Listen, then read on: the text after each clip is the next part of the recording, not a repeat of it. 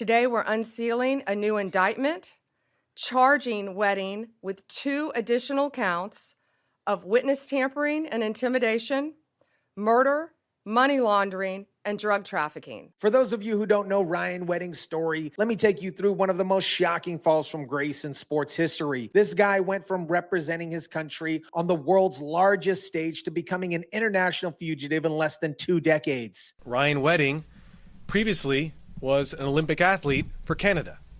But instead of using the privileges that come with being an Olympic athlete to do good for people, he did the opposite. Wedding competed for Canada in snowboarding in the 2002 Salt Lake City Olympics, ultimately finishing 24th. But instead of using his Olympic platform for good, he chose to become what federal agents call a major drug trafficker and killer. Wedding went from being an elite athlete to running one of the most sophisticated drug trafficking networks in North America. Wedding's criminal career began with a 2008 conviction for trying to buy 24 kilograms of cocaine from an undercover FBI informant in California. Agents believe Wedding is running the operation from Mexico under the protection of the cartel, once headed by now imprisoned drug kingpin El Chapo. After serving time for that conviction, obviously, Wedding didn't learn his lesson. Instead, he moved to Mexico and began building what would become a billion-dollar criminal empire under the protection of the Sinaloa cartel. Let me break down the scope of Wedding's alleged criminal empire because the numbers here are absolutely staggering. We're talking about an operation that moved 60 tons of cocaine per year. That is 120,000 pounds of drugs flowing through North America annually. The operation moved cocaine from Colombia through Mexico into Southern California, where it was stored in stash houses before being transported to Canada and other U.S. cities. Wedding's organization used Los Angeles as their primary hub for distributing drugs throughout North America. Wedding, along with 15 others,